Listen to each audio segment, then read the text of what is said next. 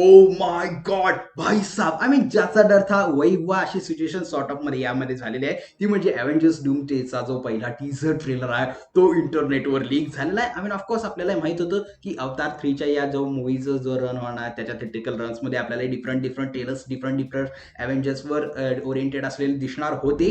पण त्यातला पहिला टीझर ट्रेलर लीक झालाय तेव्हा ऑफकोर्स सगळीकडे तुम्हाला कॉपीराईट स्ट्राईक सुद्धा आता बघायला मिळत असेल. सो दॅट्स वाय मी या व्हिडिओमध्ये सुद्धा असं काही वापरणार नाहीये. पण काळजी करायचं काही काम नाही. तुमचा भाऊ आलाय तर तुम्हाला सगळ्या गोष्टी frame by frame me explain करीनच. आणि ज्यांनी ज्यांनी तो टीझर ट्रेलर बघितला भाई साहब ते सांगू शकतील की या टीझर ट्रेलरनं माहोल फुल एकदम सेट झालाय. सगळीकडे फक्त मार्वलची चर्चा आहे. आपल्याला जे एंड गेमच्या वेळेला जे आपल्याला दिवस होते ते दिवस पुन्हा एकदा अनुभवता येतात अशी सिच्युएशन क्रिएट झालेली आहे. So sit tight. आणि ही सगळी इंटरनेट ब्रेकडाऊन वाली अशी गोष्ट झालेली होती. एवढं मोठं सरप्राईज पहिल्याच टीझर ट्रेलर मध्ये कोणी एक्सपेक्ट केलं नव्हतं. लिटरली मी तो ट्रेलर बघितला मी सुद्धा हे सरप्राईज एक्सपेक्ट केलं नव्हतं. पण आजकाल 1080p आणि 4K सारख्या जमान्यात सुद्धा हे जे लीक व्हिडिओ आहेत ना ही यांची क्वालिटी एवढी खराब असती ना की मला ऍट द टाइम असं वाटत होतं की हे मार्वलनं स्वतःहून लीक केलं ऍज अ मार्केटिंग स्ट्रॅटेजी म्हणून. पण ऑफकोर्स आपण असं म्हणून चालू की हे मार्वलनं नाही ऑफिशियली लीक झालेलं नाहीये. हे कोणीतरी लीक केलेलं आहे. सो आपण कुठलंही फुटेज यामध्ये यूज करणार नाही आहोत.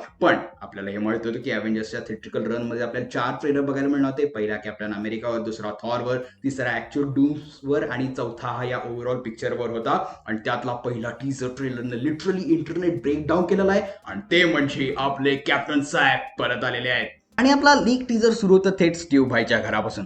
तो क्लासिक बाईकवरून तो हेल्मेट बाईकवर ठेवतो आणि शांतपणे आपल्या घराच्या दरवाजाकडे चालत जातो. आणि इथं त्याचा चेहरा दाखवला जात नाही कारण त्याच्या फीस रिव्हीलसाठी एक वेगळाच मुवमेंट त्याने ठेवलेला आहे. आणि यानंतर कट टू सीन स्टीव्ह आपल्या एंड गेम वाल्या कॅप्टन अमेरिकाचा सूट बाहेर काढतो आणि ऑलमोस्ट असा फील येतो की he is considering it once again की तो सूट पुन्हा घालावा का.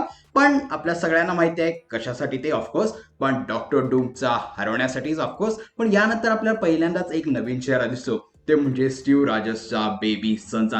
कॉमिक्समध्ये अर्थात त्याला बरेच असे सन दाखवण्यात आलेले आहेत. पण या बाबतीत ज्या थेरीज आहेत त्याच्याबद्दल आपण कधी तर नंतर बोलू. पण स्टीव्ह त्याला आपल्या हातात धरलेला आहे आणि नॉर्मल घरात अगदी नॉर्मल कपड्यामध्ये तो आपला फादरहुड एक्सपिरियन्स करताना दिसतोय. आणि मग स्लोली आपल्याला स्टीव्ह रॉजर्सचा पहिला एक प्रॉपर लुक बघायला मिळतो. त्याच्या एका खांद्यावर एकदम असा एक साधासा टॉवेल आहे. तो एकदम लिटरली घरातल्या कपड्यांमध्ये आहे आणि तो आपल्या बाळकाला असं पीसफुली बघतोय holding with peaceful and emotional smile.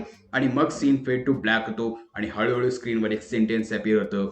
आणि नंतर स्क्रीनवर एक सेंटेन्स येतं Steve Rogers will return in Avengers doomsday. आणि त्यानंतर काउंटडाऊन टायमर पण आपल्याला दिसतो जिथं डूम्सडेचा लोगो वगैरे हे सगळं थोडं ब्लर आहे पण क्लिअरली ते डूम्सडे मूवीचंच टायमर वाटतंय. आणि त्याच्यावरनं रिलीज डेट सुद्धा मॅच होती 18 डिसेंबर 2026. आणि हा क्वेश्चन परत येतोच की काय हा लिटरली लीक आहे की मार्वलने स्वतः एक मार्केटिंग स्ट्रॅटेजी म्हणून याला लीक केलेला आहे. वेल इट्स डिबेटेबल क्वेश्चन. पण सी मार्वलला सध्या एका ब्लॉकबस्टरची लिटरली गरज आहे. आसपासच्या प्रत्येक मूवीज लिटरली जेवढ्या त्यांना पोटेन्शियल त्यांचं होतं तेवढं त्यांनी कमवलेलं नाहीये. सो मार्वलनं स्वतःला पूर्ण असं झोकून दिलंय. त्यांनी पास्ट मधल्या प्रत्येक कॅरेक्टर पुढे आणून त्याला असं प्रसिद्धीच्या झोकात असं ठेवलेलं आहे. पण सी जेवढे काही डिटेल्स होते त्या ट्रेलरमध्ये ते मी तुम्हाला फ्रेम बाय फ्रेम एक्सप्लेन केलेले आहेतच. आणि as we all know once on a web is always on a web. आणि आपल्याला असं वाटतं की सगळ्यात मोठा शो डाऊन डूम्सडे मध्ये स्पायडरमॅन वर्सेस डूम असेल किंवा डूम्स वर्सेस रीड रिचर्ड्स असणार.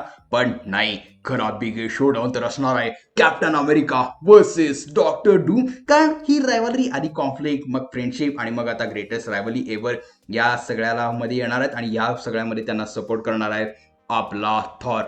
माहोल तर फुल ऑन सेट होणारच आहे. आणि यामध्ये तुम्ही कोणाला सपोर्ट करणार तर वेल आपल्यासाठी फक्त एकच गोष्ट आहे ती म्हणजे एन्जॉय करणं. लीकचा केओस, इंटरनेटचा माहोल सगळीकडे अशी आग लागलेली आहे. आणि वेल आपल्याला ह्या गोष्टी ॲज अ सेड अर्लियर पुन्हा एकदा त्या एंड गेमच्या माहोलची आठवण करून देतात. माझ्यासाठी तर हे एक वेगळीच वाईब होती. असं बघून येतं की ते ओल्ड टाइम्स परत येत आहे पोस्ट कोविड काळात. एंड गेम नंतर जेव्हा super hero friendship, unity, hype सगळीकडे फक्त मार्वल अँड मार्वलचेच दिवस होते. ते असं वाटतं की ते दिवस पुन्हा फील होणं खूपच हेवी आणि इमोशनल आहे. आणि सी ही फक्त एक सुरुवात आहे.